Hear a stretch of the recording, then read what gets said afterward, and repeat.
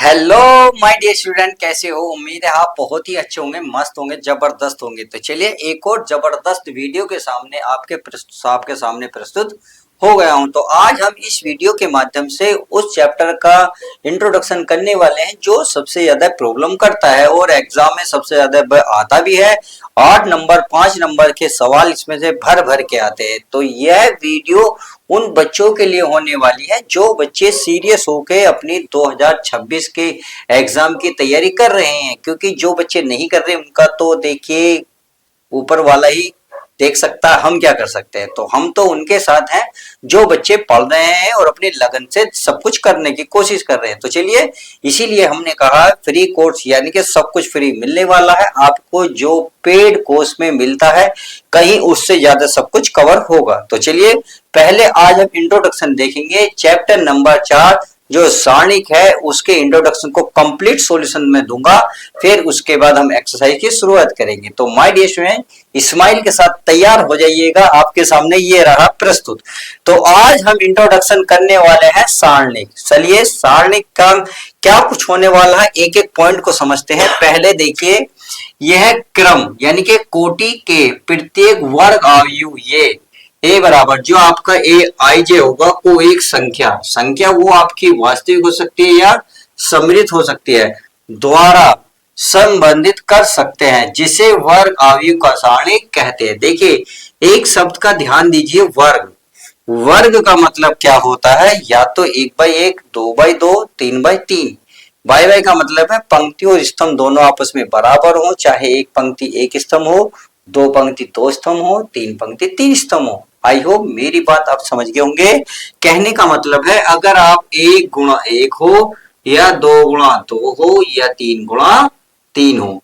अब कुछ बच्चे सोचेंगे सर 4 गुणा 4 भी तो हो सकता है। नहीं माय डियर स्टूडेंट, 4 गुणा 4 जो है आपका आपके कंपटीशन यानी कि ग्रेजुएशन देखने को मिलेगा। इंटर में केवल 3 गुणा 3 तक ही आपको देखने को मिलेगा। आई होप मेरी बात समझ गए होंगे। अब देखिए ये जो डेफिनेशन थी हो सकता है आपके सिर पर उतर गई हो, तो डोंट वरी, हम आपके साथ हैं। हम आपको अब बिल्कुल सीधी सी लैंग्वेज में आपको दिखाने वाले हैं ताकि आपको सब कुछ क्लियर हो जाए। अगर मैं सीधी सी बात की लैंग्वेज की बात करूं तो देखिए मैं आप एक आसान सी भाषा लिखता हूं, जैसे मान लीजिए है सारणिक, क्या सारणिक वर्ग आयु, सारणिक वर्ग आयु से संबंधित या संबंध एक क्या है, एक संख्या है, एक संख्या है। बस इतना सा ध्यान रखना है, ये जो सारणिक है वो वर्ग आयु से संबंधित एक संख्या है बस। यानी कि आपको वहां वर्ग आयु नजर आएगा और वर्ग आयु आपका सारणिक हो जाएगा, बस इससे संबंधित है। अगर आपको पूरा नहीं पता तो सीधा सीधा सा आपको ये पता रखना। अब इसमें एक कंडीशन ये है, हमेशा ध्यान रखना जो सारणिक होती है वो वर्ग आयु के रूप में होती है, यानी कि 2/2, 3/3 या 1/1। इस बात का आपको विशेष ध्यान रखना है। कभी भी ऐसा नहीं होगा कि पंक्ति ज्यादा होंगे स्तंभ कम होंगे या स्तंभ ज्यादा होंगे पंक्ति कम होंगी। समझ गए? चलिए ये बात समझ गए हैं तो मैंने वर्ग आयु बता दिया है कि 1/1 का भी हो सकता है, 2/2, 3/3 का भी हो सकता है। चलिए ये बात आपको समझ में आ गई होगी।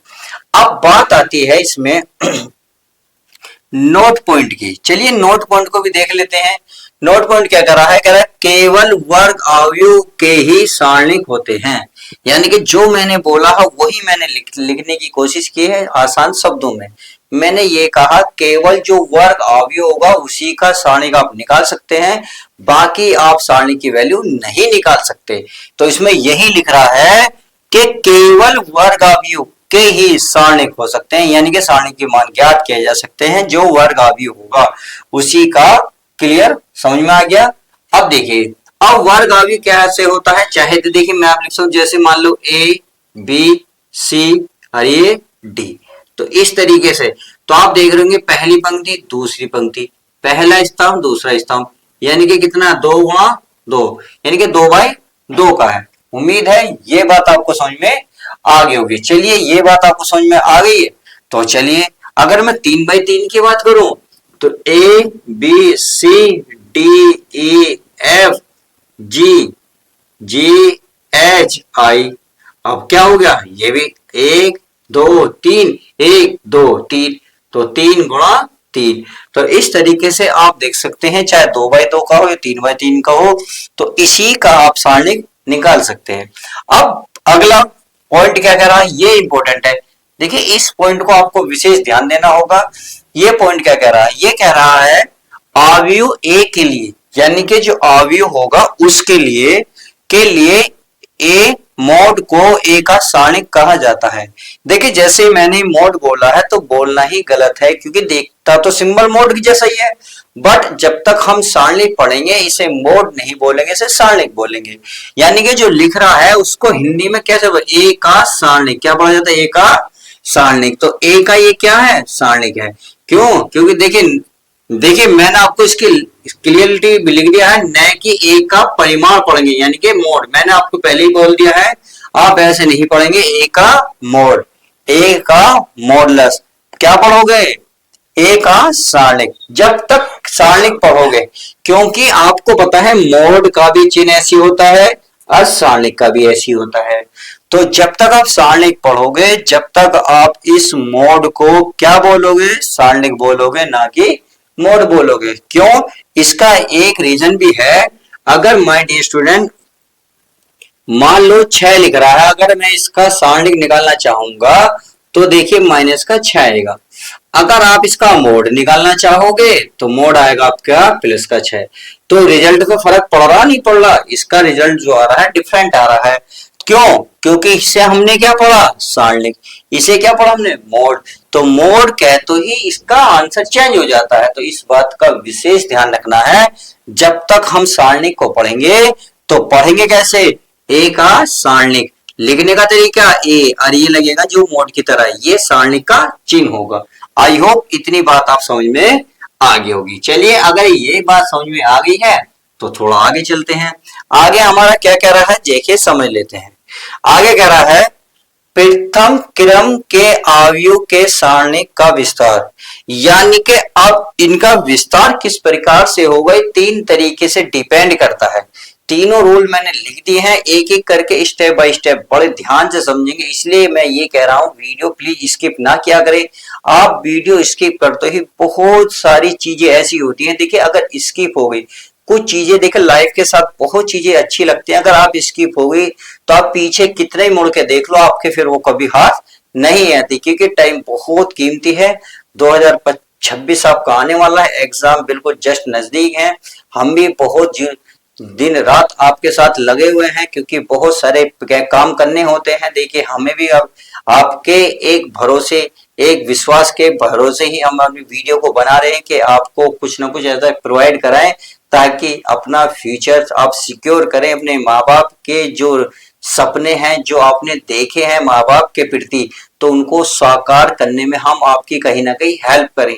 आपको कहीं ना कहीं पेड कोर्स के माध्यम से, या फिर ऐसा महसूस ना हो कि हम पेड कोर्स नहीं खरीद पाए और हमारा सपना जो है कहीं ना कहीं आपका कमजोर पड़ गया, तो हम ऐसा नहीं होने देने की कोशिश हमारी पूरी है अपनी तरफ से 100%। अब ये आप पे डिपेंड करता है कि आप कितना उस 100% कितना अपनी तरफ से दे पाते हैं। तो मेरी बात समझ गए, तो इसलिए कहता हूं वीडियो पूरी देखा करो, और खासकर जब इंट्रोडक्शन होता है उसको जरूर देखा करो, क्योंकि बहुत सारे बच्चे ऐसे होते हैं इंट्रोडक्शन स्किप करते थे और डायरेक्ट सवाल ही चलते। देखिए अगर डायरेक्ट ही सवाल होंगे तो फिर इंट्रोडक्शन का क्या फायदा। अगर ये तो वही बात होगी, डायरेक्ट डॉक्टर के गए डायरेक्ट सुआ लगवाया। भाई डॉक्टर के जाने से पहले आप क्या करते हो, आप चाहते हो सर हमें बीमारी बताएं, इससे क्या दिक्कत है, अब इसे कब तक हम ठीक हो जाएंगे। तो जब कहीं जाके आप डॉक्टर दवा देता है उसके, क्योंकि उसके बारे में बताता है सुआ लगना है नहीं लगना, कितने दिन के दवा खाने से आप ठीक होंगे। तो ये इंट्रोडक्शन तो हुआ उस बीमारी से जानने से पहले। तो इंट्रोडक्शन बिल्कुल सेम यही है। एक्सरसाइज को अगर जानना है डिटेल से बहुत अच्छे से, तो प्लीज इंट्रोडक्शन देखा करो और अपने किसी दोस्तों को जो अपने आसपास हो उनको भेजा करो। तो चलिए समझ गए होंगे। पहले आप बहरहाल आप इसकी बातें कर लेते हैं।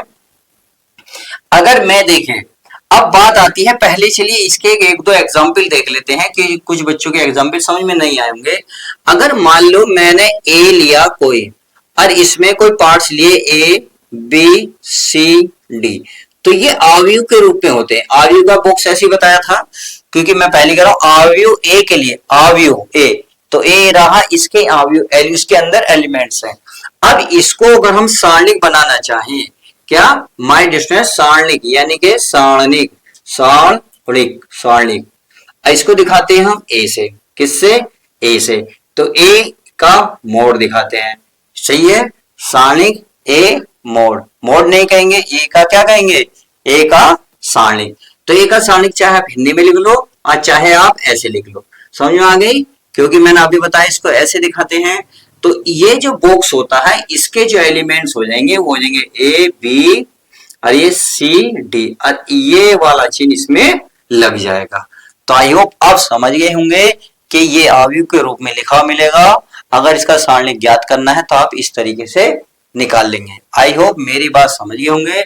अगर मैं कोई और भी इसका कोई एग्जाम्पल लूंगा तो भी यही बात आपको करनी पड़ेगी, क्लियर है, क्योंकि मैं कोई भी एग्जाम्पल लूंगा मैं भी वही समझाऊंगा, आप अपने पास से कोई भी एग्जाम्पल लेंगे यही बात लेंगे, क्लियर है। चलिए अब बात करते हैं आगे। आगे अगर आप प्रथम क्रम के अवयव के सारणिक का विस्तार, यानी कि जो प्रथम क्रम का अवयव होता है उसका सारणिक कैसे ज्ञात करें, तो बात कंडीशन देखिए बहुत सारी है। पहले इन तीनों कंडीशनों को पढ़ेंगे, फिर हम नोट्स को समझेंगे कि यहाँ क्या लिखा हुआ है, पर अभी नहीं जाएंगे, क्योंकि अभी जाओगे तो दिमाग में दो चीज जब आप अटैच होंगी तो कहीं ना कहीं फॉल्ट होगा। फॉल्ट्स का सीधा मतलब है जब घर में दो तार या वायर टच होते हैं लाइट आते वक्त, तो पूरे घर में अंधेरा छा जाता है। बिल्कुल सेम यही कहानी है आपके दिमाग में। अगर आपने इनसे पहले इसे टच करा माइंड को, तो आप ध्यान रखना भ्रष्ट हो जाएंगे और आपके जो मैं समझाने की कोशिश कर रहा हूं वहां अंधेरा हो जाएगा। तो मैं नहीं चाहता आप ऐसा करें, तो प्लीज क्रम देखें। तो पहला क्रम क्या करा, प्रथम क्रम के अवयव के सारणिक का विस्तार, यानी कि देखिए ये कह रहा है प्रथम क्रम के अवयव, यानी कि अगर मैं कोई मान लो कोई एग्जाम्पल ले लूं, जैसे एक गुणा एक का क्रम हो गया, और मैं इसको कोई एग्जाम्पल लेना चाह रहा हूं, जैसे मान लेते हैं मैं एग्जाम्पल ले रहा हूं ए का कोई सारणिक लेना चाह रहा हूं, तो ये क्या लूंगा, पहले तो अवयव लूंगा, यानी कि ए का अवयव मान लेते 5 लिया मैंने, क्या लिया 5। अब मैं इसका आपको सारणिक निकालना चाह रहा हूं, तो इसे कैसे निकलेगा सारणिक, तो इसका क्या बनाएंगे, इसका बनाएंगे आप क्या लगाएंगे, मोड, मोड नहीं बोलेंगे, बोलेंगे ए का सारणिक, ए का सारणिक। ये लिखने के बाद आपको जो ये बॉक्स नजर आ रहा है ये बॉक्स खत्म करेंगे, इस तरीके का लगा देंगे, यही आपका फाइनल आंसर हो जाएगा। अब इसका आंसर निकालेंगे तो इसका आंसर आएगा 5। कितना आएगा, 5। ये केवल प्रथम क्रम के अवयव के लिए है।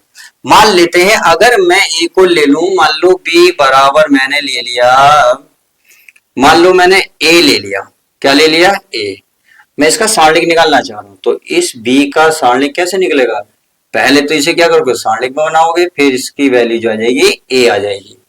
तो इस तरीके से आप इसका क्रम निकाल सकते हैं। आई होप इतनी बात समझ में आ गई होगी।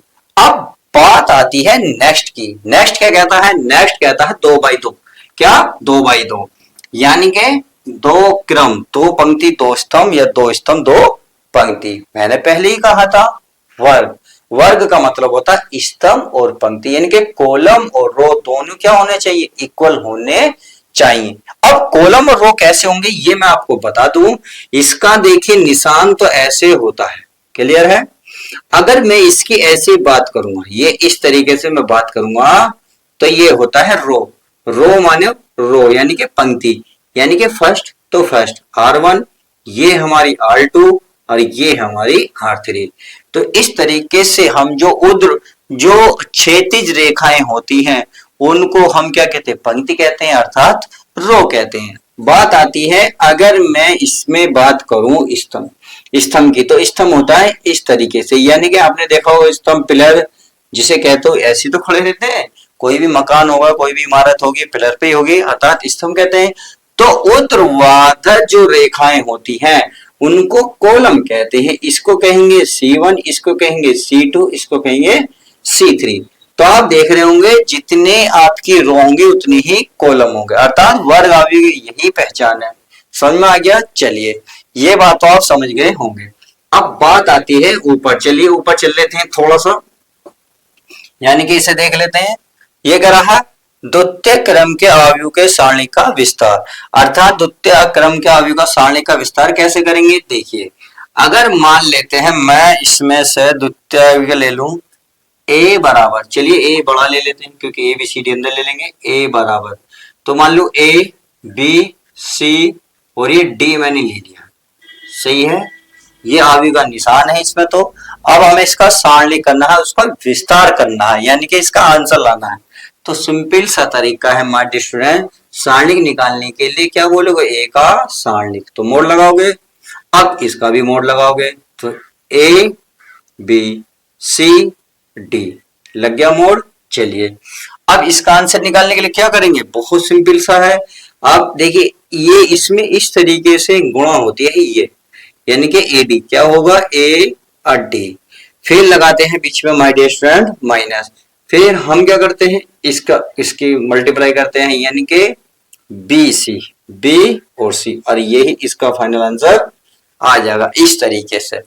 अगर मान लो मैं कोई और एग्जाम्पल ले लेता हूं, जैसे मान लो 3 4 5 6 या मान लो यहाँ 8 ले लो, कुछ भी ले लो, कोई दिक्कत वाली बात नहीं है, सही है। अगर मैं बी लूंगा तो बी का सारणिक निकालना चाह रहा हूं, तो बी का क्या लगाएंगे, बी का सारणिक ऐसे लिखा जाएगा, और इसको कैसे लिखोगे 3 4 5 8, अब ये होगा मोड की तरह, तो ये हो गया सारणिक के रूप में। अब क्या करोगे, अब वही घिसी पिटी लाइन इस तरीके से गुणा करोगे, तो 3 अट्ठे 24, फिर बीच में लगाते हैं माइनस, 5 चौक 20, और यही इसको इसमें माइनस कर दो, कितना आएगा 4, और यही इसका आंसर आ जाएगा। तो आई होप अब आपको समझ में आ गया होगा कि ये कह रहा है द्वितीय क्रम के अवयव के सारणी, द्वितीय मतलब जिसका क्रम 2/2 हो, यानी कि 2/2, चाहे इसे ले लो या इसे ले लो। तो 1/1 का अवयव सारणी समझा दिया, 2/2 का सारणी समझा दिया, अब क्या रह रहा है, अब रह रहा है माय डियर स्टूडेंट 3 का, किसका, 3 का। तो चलिए 3 का भी अच्छे से समझ लेते हैं, 3 का क्या कह रहा है चेक कर लेते हैं। ये कह रहा है तृतीय क्रम के अवयव के सारणी का विस्तार। तो देखिए इसके लिए आपको थोड़ी सी चीज एक्स्ट्रा जाननी होंगी, जानने की तो कैस वही है, सब कुछ सेम टू सेम। अब देखिए अगर मैं मान लू कोई ले लूं, कैसे मान लो जैसे 1 2 3 4 5 6 7 8 9, मैंने ये ले लिया, सही है, ये इस तरीके से ले लिया, ये हमारा अभी अवयव में है, हमें इसे सारणी में चेंज करना है, चेंज करने के बाद इसकी वैल्यू पुटअप करनी है। अगर मैं इसका सारणी की वैल्यू निकालूं तो कहेंगे 1 2 3 4 5 6 7 8 9, सही है, ये हो गया। अब इसका हमें आंसर निकालेंगे, इस क्या करना है, तृतीय क्रम के अवयव के सारणी का विस्तार हमें विस्तार करना है, क्या करना है, विस्तार। तो चलिए विस्तार कर लेते हैं, और इसने कहा तृतीय क्रम के अवयव के सारणी। अब कुछ बच्चों के दिमाग में एक सवाल चल रहा होगा, मैं उसका रिप्लाई जरूर दूंगा, इस बात का ध्यान रखना। तो अगर मैं पहले एक लिखूं तो जैसे ही मैं एक लिखूंगा, एक के सामने और एक के नीचे वाले आप नहीं देखेंगे, यानी कि बिल्कुल ये मान लो खत्म, good bye, tata tata bye bye. ये अब आपको दिख रहा होगा 5 6 8 9, तो इसे लिखोगे किसके बाहर, एक के, मोड के बाहर, 5 6 8 9, 5 6 8 9 लिख लिया। फिर जैसे ही आप नेक्स्ट जाओगे तो यहां लगाओगे माइनस, क्या लगाओगे, माइनस, तो मोड़ लगाओगे। अब 1 2 के सामने और 2 के नीचे जो है उसे खत्म कर दो, तो 2 ये रहा, इसके सामने ये रहा, इसके नीचे ये रहा, यानी कि ये लाइन खत्म और हमारी ये खत्म। तब आपको नजर आ रहा होगा 4 6 7 9, तो यहां लिखेंगे 4 6 7 9, समझ में आ गई। तो माइनस, ये प्लस ये माइनस, अगला हो गया हमारा प्लस, कितना आएगा 3। अब यानी कि ये खत्म, तो ये आ गया 4 5 7 8, ये आ गया। अब इसका हमने कर दिया विस्तार, अब आप इसकी गुणा भाग कर सकते हो, तो आंसर आ जाएगा, सिंपल सा है, कोई वैसी बड़ी बात तो नहीं है, क्योंकि 2/2 का मैंने अभी समझा है, एक तो बाहर देगा, इनकी गुणा, कोई 9 पंजे 45 माइनस 6 48 माइनस 2 9 चौक 36 माइनस 7 छिंग 42, चलिए प्लस का 3 8 चौक 32 माइनस 35, सही है। हल तो कर सकते हो, कोई बड़ी बात नहीं है। अब कुछ बच्चों के माइंड में आएगा, सर आपने ये प्लस लिया, ये प्लस लिया, इसमें ऐसा क्या हुआ कि आपको माइनस लेना पड़ गया? तो चलिए मैं इसका जवाब भी दे देता हूं। मुझे इसको रफ करना पड़ेगा क्योंकि अगर उसको जवाब देना है तो देखिए, आप एक चीज और है, ये करने के बाद आपको चाहो तो एक हिंदी लिख सकते हो कि पंक्ति एक के अनुदिश विस्तार करने पर, यानी कि पंक्ति एक है ना, तो पंक्ति एक के अनुदिश विस्तार करने पर चाहो तो पंक्ति नंबर 2 के अनुदिश विस्तार कर सकते हो, नंबर 3 के अनुदिश विस्तार कर सकते हो, चाहो तो स्तंभ के अनुदिश विस्तार कर सकते हो। अब बात आती है, सर इसमें ऐसा तो फिर तो हम कहीं से भी कर लें। जी हाँ कर सकते हैं, बट थोड़ा सा इसकी कंडीशन है, उसको मैं सेटिस्फाई कर दूंगा, बने रहिएगा वीडियो के लास्ट तक। तो अब पहले मैं आपको ये समझा दूं ये माइनस क्यों आया, चलिए इसको भी मैं क्लियर कर देता हूं। अगर मैं इसको क्लियर करूंगा तो देखिए, यहाँ आपको एक आपने उसमें पढ़ा होगा किसमें, उसमें अभी मैं A11, A12, A13, A21, A22, A23, A31, A32, A33 इस तरीके का। तो हमने जो लगाया, पहले वाले में प्लस लगाया था, दूसरे वाले को जब लिया था हमने माइनस लिया था, तीसरे वाले को अभी लिया तो उसमें प्लस लगाया था। देखिए मैं आपको एक चीज बता दूं, जो ये होते हैं ना ये वाले, इन्हें ऐड करके देखो, एक करे कितना हो गया 2, 2 क्या हो गया सम, जहां भी सम आएगा वहां प्लस लगाओगे। अभी बीच में देखा था हमने, तो ये आया था 1 + 2 कितना आया था 3, तो ये 3 क्या है आपका विषम, क्या है विषम, विषम में हमेशा ध्यान रखना माइनस लगाओगे, क्या लगाओगे माइनस। तो मैंने यही काम करा था, अब चाहे आप ऐसे देख लो या ऐसे देख लो। अगर मैं कहूं आप बताइए इसके आगे कौन सा चिन्ह आएगा, तो 2 और 1 कितने होते हैं 2, 1 प्लस होते हैं 3, ये क्या है आपकी एक विषम संख्या है, विषम संख्या में क्या लगेगा माइनस। तो देखो चाहे आप ऐसे चलो या ऐसे चलो, तो इसका मतलब ये प्लस हुआ, ये माइनस हुआ, ये प्लस हुआ, ये माइनस हुआ। चलिए ये बात तो समझ में आ गई। अब नोट से पॉइंट देख लेते हैं जो मोस्ट इंपोर्टेंट है। एरर गणना को सरल करने के लिए हम सारणी का उस पंक्ति या स्तंभ के अनुदिश प्रसार करेंगे जिसमें शून्यों की संख्या अधिकतम होगी। कहने का मतलब है जिसमें इसे हल करने को कैसे भी कर लो, परंतु जहां सारणिक में आपको जीरो की संख्या स्तंभ में नजर आओ या पंक्ति में नजर आओ, उसके अनुदिश करोगे तो आपको काम बहुत ही आसान हो जाएगा। तो आई होप आज की वीडियो के माध्यम से मैंने आपको इंट्रोडक्शन में सब कुछ कवर करा दिया है। अब हम नेक्स्ट वीडियो के माध्यम से आपको सवाल नंबर 1 से शुरुआत करेंगे, पॉइंट टू पॉइंट एक एक सवाल को डिटेल से करेंगे, बिल्कुल आराम से करेंगे, कहीं भगदड़ नहीं है, बिल्कुल इत्मीनान के साथ। तो चलिए इस वीडियो को यहीं रोकते हैं, मिलते हैं नेक्स्ट वीडियो में। वीडियो कैसी लगी लाइक शेयर और कमेंट्स करके जरूर बताएं। यार चैनल पर नए हो तो चैनल को सब्सक्राइब करना ना भूलें। तो चलिए मिलते हैं नेक्स्ट वीडियो में, जब तक के लिए goodbye, take care, love you guys.